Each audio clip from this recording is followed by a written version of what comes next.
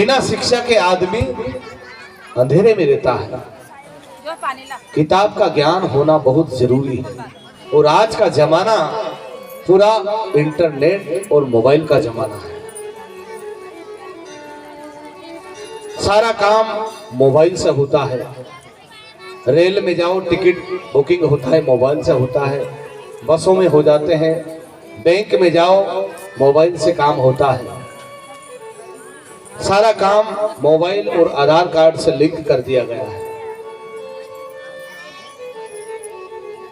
पहले के जमाने में अंगूठे से काम चल जाता था। अब बैंक अंगूठे को मान्य नहीं करती क्योंकि उसमें धोखा हो जाता है। अब डायरेक्ट साइन चाहिए। और आगे जाओ, बड़ी बड़ी सिटियों में चले जाओ, जहां पर सिटी बस जो चलती है वहां पर अनपढ़ आदमी उसमें बैठ नहीं पाता। कैसे टिकट आता है, कब टिकट आ जाता है, कौन से स्टेशन पर उतरना है, कहाँ उतरना है, अनपढ़ आदमी भयभीत हो जाता है। अनपढ़ आदमी आज विदेश में नहीं घूम सकता। हर जगह पढ़ाई की जरूरत हो चुकी है। पहले के जमाने में जब वोटिंग होती थी तो अनपढ़ लोग वोट को खराब कर देते थे। कई माता बहने ऐसा विचार, वो सील जब लगती है कि वो जितने भी प्रत्यक्ष होती है सबको वोट दे आते थे, सब जगह सील मार देते थे, सारा वोट खराब हो जाता था। तो गुरु की प्यारी साध संगत जी, जब इंसान पढ़ा लिखा होगा तो पढ़ने लिखने से कुछ समझ आएगी, बुद्धि आएगी, अकल आएगी। जब अकल बुद्धि आएगी उसका दिमाग काम करेगा, अच्छा विकास होगा। तो बाबा साहब ने यही कहा था कि कोई भी अनपढ़ मत रहना। पढ़ने लिखने का मतलब ये नहीं है कि उसको नौकरी मिले तभी है। पढ़ाई एक बहुत बड़ी चीज है। अगर आज हम नहीं पढ़ते तो ये पुराण हमारे सामने रख देते, हम कैसे पढ़ते? ये डॉक्टर भीमराव अंबेडकर साहब की देन है। इसलिए शिक्षा वो शेरनी का दूध है, जिस दूध को पीने से आदमी बोलना सीख जाता है। जिसकी जुबान नहीं होती है उसको जुबान मिल जाती है, जिसकी आंख नहीं होती है उसको आंख मिल जाती है। शिक्षा से दिशा मिल जाती है, मार्ग मिल जाता है। गुरु की प्यारी साध संगत जी, किसी भी महापुरुष ने किसी भी दिशा में हमें समझाने में कोई कसर नहीं छोड़ी।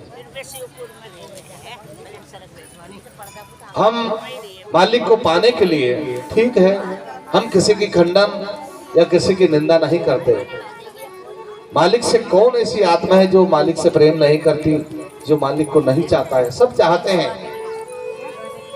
कोई मालिक को पाने के लिए तीर्थ जाते हैं। पहले के जमाने में पैदल यात्रा चलनी होती थी। जब यात्रा हम जाते थे तो माँ बाप या परिवार के लोग हमें रोकर विदा करते थे। क्यों? कि पैदल जाते थे। महीना, 2-2 महीना, 6-6 महीना तीर्थों में हो जाते थे, पता नहीं उधर से जिंदा आए या ना आए। और आज के जमाने में तो आदमी जब शाम सुबह जाता है तो शाम को वापस आ जाता है। तो इतने सारे साधन हो चुके हैं। कहने का तात्पर्य है, उस मालिक को पाने के लिए हम इतनी दूर भटकते हैं, भूख सहन करते हैं, प्यास सहन करते हैं, नींद सहन करते हैं, ठंड को सहन करते हैं।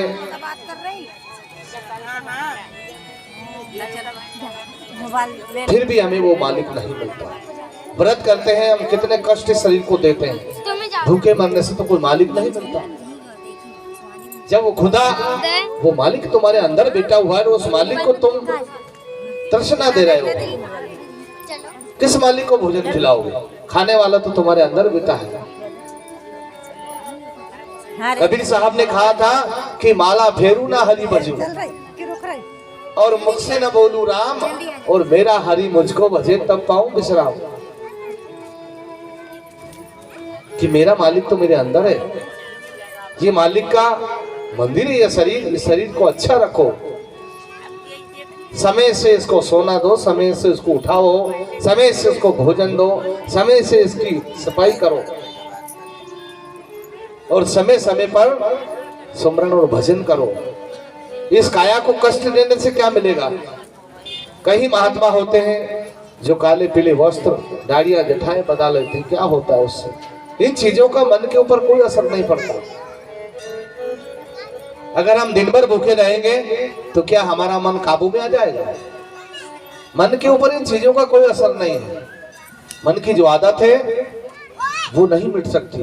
मन की आदत जो है अगर वो मिटेगी तो नाम के, भजन के, सुमरन से मिटेगी।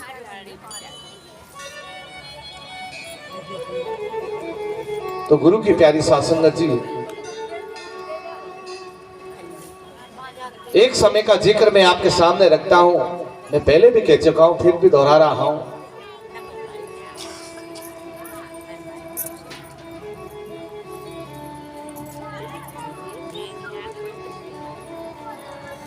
उस जमाने की बात है, नारद मुनि 3 लोक में भ्रमण करते हैं। ऐसा वेद ग्रंथ कहते हैं कि नारद मुनि हरि के बड़े प्रिय भक्त हैं। तो यहां पर कबीर साहब ने इस बात को उजागर किया है।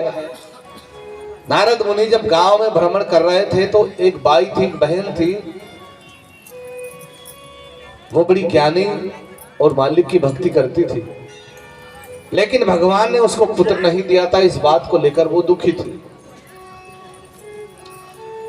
जब वो माता बहन नारद जी के संपर्क में आई तो नारद जी को प्रणाम किया और कहा, नारद मुनि, अगर कुछ तुम्हारी कृपा हो जाए या मालिक की कृपा हो जाए, तुम तो मालिक के खास हो, मेरा संदेश मालिक से कह देना कि मालिक मुझे पुत्र की प्राप्ति करा दे। तो श्री हरि से जाकर विष्णु भगवान से नारद जी ने कहा कि नारद, क्या बात है? बोले, प्रभु, मैं आज मृत्यु लोक में गया था, एक माता बहन पुत्र के वियोग में बड़ी दुखी है। भगवान ने कहा, नारद मुनि, मैं उस बहन को पुत्र नहीं दे सकता। क्यों? कि उसके किस्मत में पुत्र नहीं है। बात खत्म हो गई। लेकिन क्या हुआ, उसी गांव में एक दिन महात्मा संत शिरोमणि रविदास जी पहुंच जाते हैं। तो उस माता बहन ने रविदास जी महाराज को प्रणाम किया और निवेदन किया, है गुरुदेव, अगर आपकी कृपा हो जाए तो मेरे घर थोड़ा सा भोजन। रविदास जी ने उनका निमंत्रण स्वीकार कर लिया। रविदास जी महाराज को उन्होंने नहलाया, जलपान कराया और भोजन खिलाया। रविदास जी महाराज ने जब भोजन किया तो उनके मुंह से ये निकल गया, जाओ पुत्री, तुम पुत्रवती हो। ऐसा आशीर्वाद उन्होंने दे दिया। रविदास जी महाराज का वो आशीर्वाद पाकर वो बेटी, वो बहन धन्य हो जाती है। महात्मा वहां से चल देते हैं। रविदास जी महाराज के आशीर्वाद से वो माता बहन गर्भवती हो जाती है और कुछ दिन बाद उस बहन के पुत्र पैदा होता है। तो 2-4 साल बाद नारद मुनि आए तो नारद मुनि ने देखा उस बहन के घर एक बालक खेल रहा है, दौड़ रहा है। नारद जी ने पूछा कि बहन, ये पुत्र किसका है? बोले, नारद जी, ये मेरा है।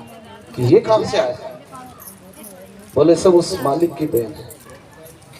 तो नारद मुनि मन में चिंतित हुए और कहा कि वाकई में भगवान बड़ा बेईमान है। जब मैंने भगवान से कहा था तब उन्होंने पुत्र नहीं दिया। अगर मैंने मेरे कहने से देते तो मेरी भी तो बात बनती कि नारद जी के द्वारा प्राप्त हुआ। मैं आज भगवान से लड़ाई करूंगा।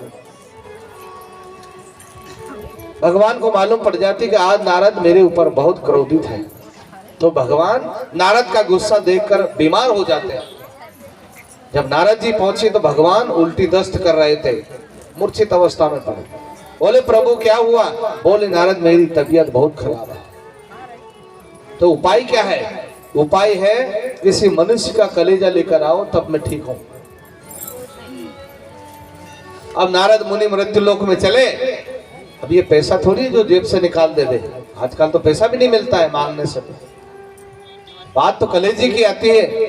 नारद जी ने कहा मृत्यु लोक में आगे लोगों से, भाई भगवान बहुत बीमार है और उनको कलेजे की जरूरत है। तो नारद जी को पागल घोषित कर दिया, लेकिन किसी ने कलेजा नहीं दिया। ये नारद की परीक्षा थी।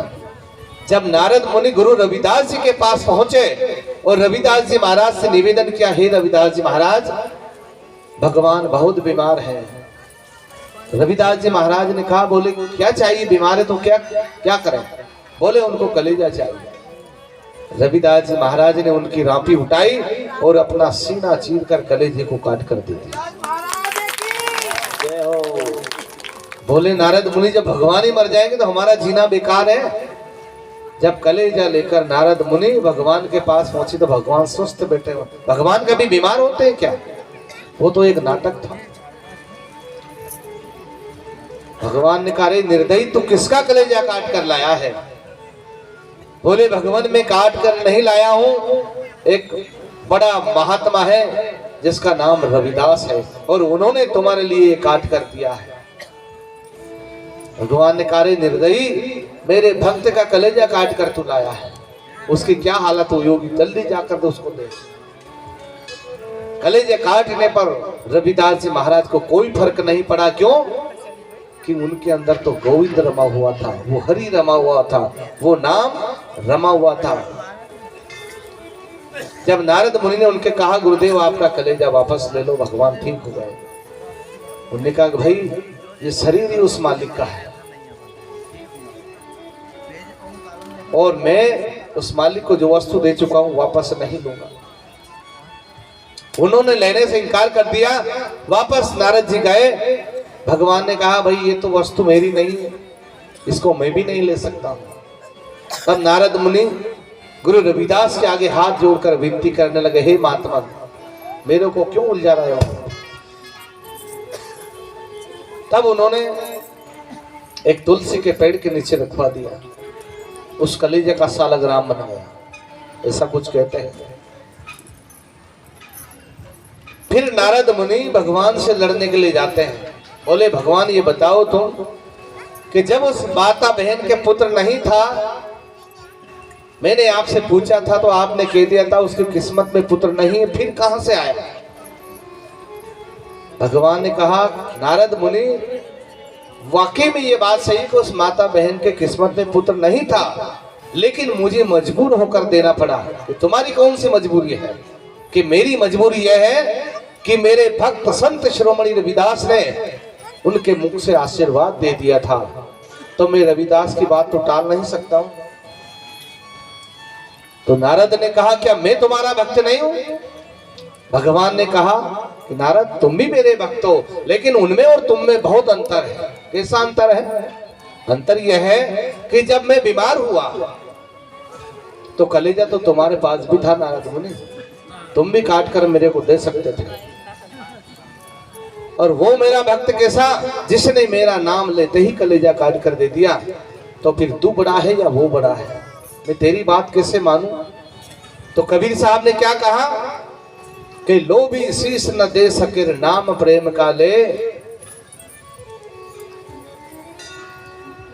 और प्रेम पियाला वो पिए जो शीश दक्षिणा दे। जो लोभी आदमी होता है, लापर लालची, वो मीठी मीठी बातें जरूर करता है लेकिन वो देना नहीं जानता। नारद की तरह प्रेम का प्याला वही पी सकता है जो इस शरीर को उस मालिक के ऊपर कुर्बान कर दे। ये उस मालिक का दिया हुआ प्रसाद है। तो गुरु की प्यारी साध संगत जी, शास्त्र कोई सा भी हो, किसी भी शास्त्र में हमारी भलाई की बात अगर लिखी हुई है तो उसको हमें ग्रहण करना चाहिए, मानना चाहिए। कबीर साहब ने कहा है, हीरा अगर कचरे में पड़ा है उसको उठा लेना चाहिए। ज्ञान हमें किसी धर्म से मिले, किसी पुराण से मिले, किसी गुरु और महात्मा से मिले, ज्ञान तो हमें लेना चाहिए, क्योंकि वो हमारे काम की चीज है। काम की चीज लेने में कोई बुराई नहीं है। यही तथागत गौतम बुद्ध ने कहा था कि जो गलत प्रथा पूर्वजों के समय से चली आ रही है, अगर वो गलत है तो उसको हमें नहीं मानना चाहिए। और अच्छी प्रथा, अच्छा रास्ता अगर किसी दूसरे धर्म से मिले या किसी महात्मा से मिले या किसी पुराण को मिले तो उसको हमें ग्रहण कर लेना चाहिए। गुरु की प्यारी साध संगत जी, अच्छाई को ग्रहण करने में कोई बुराई नहीं। इसलिए जब तीनों संत का जीवन आनंद से बीतता है, रविदास जी महाराज गुरु गोरखनाथ और सदगुरु कबीर साहब जो लोगों को जगाने का काम कर रहे हैं। कबीर साहब ने अनंत जीवों को जगाया, संत शिरोमणि रविदास ने, महाराज ने अनंत जीवों को जगाने का काम किया। और रविदास जी महाराज ने एक शब्द में कहा है,